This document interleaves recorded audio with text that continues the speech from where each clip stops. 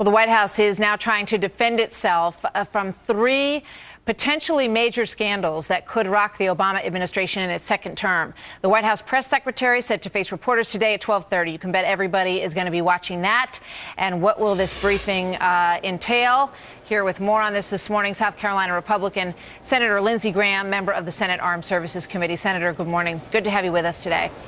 Thank you. Good morning. So what I'd like to do is work our way through these three issues and get your reaction and what Congress might do about them. Let's start with the first one, which is a potential constitutional First Amendment issue of freedom of the press. The AP is raving mad about this. They're saying that their reporters and their editors in their Congressional Post coverage spots basically had their phone records investigated by the Justice Department. The Justice Department says we take freedom of the press extremely seriously, and we have not violated anything in this case. What do you think? Well, I think this is something the Congress should look at. You know, they're investigating who leaked classified information about a FOIL plot in Yemen. That's an appropriate thing for the Justice Department to do. But to subpoena documents, to go to a court and get a subpoena for phone records of people who are supposed to report the news is the last resort. There are a lot of hurdles you have to overcome. There's no other way to get the information other than going after the reporters themselves. This sounds very suspicious. I think it's designed to intimidate people who may come forward in the future to tell stories that the Obama administration would not like to hear. We're going to follow you, and if you talk to a reporter, we're going to know about it. It's probably an effort to intimidate people in the administration more than anything else. Yeah, you know, what do you think would have been the right steps for them to take? I mean, certainly we've seen them, ask reporters to turn over their sources before. Would that not have been the appropriate first step? Well, there are guidelines in the Department of Justice of how you do these things, and from what I understand, they kind of just went to the last option first. And again, this is a pretty obvious effort to me to intimidate people within the administration that we're watching you, we're going to watch who you talk to. But this is where Congress has an oversight function, and I hope we'll perform it. All right, let's talk about the second issue, which really goes to the honesty and the integrity of our taxation system in the United States of America, which is a pretty important sacrosanct thing. You have to feel that you're on a level playing field when you pay your taxes and when you apply for tax-exempt status, which is what these organizations did. Yesterday we talked about this, and it appeared that it was based in the Cincinnati office. Today we're learning that offices in Washington and 2 offices in California also had wind of this situation. What about that?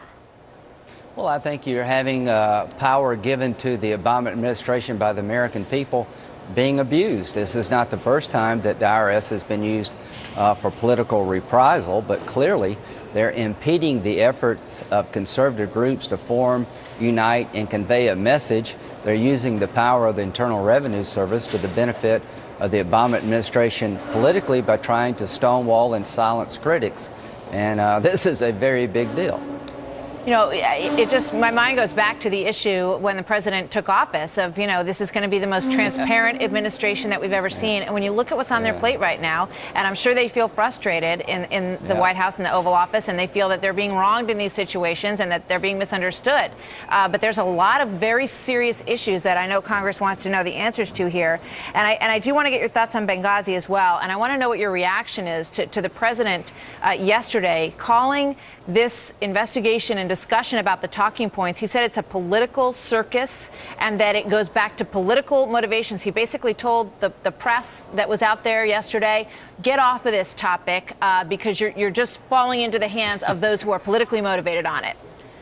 You know, I think he wants people. He'd rather talk about the IRS abuses than talk about Benghazi. The IRS situation, the Obama administration is not a victim of anything other than their excess abuse of power.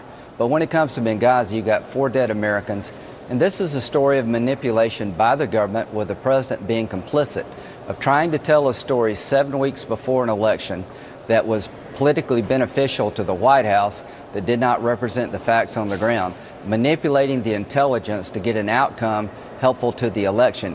And before the attack, it was a system completely deaf and blind to the real threat that our people faced in Benghazi. And during the attack, it was a situation where President Obama's administration allowed 4 people to be murdered, attacked by radical Islamist Al-Qaeda affiliated groups, and nobody could help them. This, to me, is the story of the greatest importance of the 3, because 4 Americans are dead, and it's a story of failed foreign policy, and the president is insulting my intelligence and the American people by suggesting he called this a terrorist attack from the get-go. That's not true. You know, we know the CIA called it a terrorist attack within 24 Everybody hours, did. And that General Petraeus said that he thought those talking points were worthless. You know, should the president be defending those talking points? Because that's exactly what he did. He stood up and said, look, that's what we knew at the time, but we know that that is not what they knew at the time.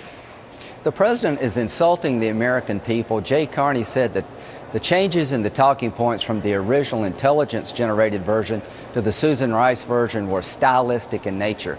That is arrogance beyond belief. The president ran out the clock and he won the election. He was able to get Benghazi behind him in terms of electoral politics, but it won't go away. And Mr. President, it's not going to go away. This is not a Fox News story. This is an American story of 4 brave Americans killed by radical Islamists. The threat is growing. You've denied the threat. You've got political correctness running amok through your administration. This is an American story of abandoning people at their time of greatest need, allowing security to deteriorate on your watch, and manipulating the American people about actually how they died. This is not going to stop. This is not about Fox. It's not about Lindsey Graham. It is about the Obama administration's foreign policy failing. Well, we're going to talk to Sean Smith's mother, and in her case, it is an American story, as you say, and a very personal story. And she'll be with us in a little while. Senator Graham, always good to talk to you, sir. Thank you very much. We'll see you soon. Thank you.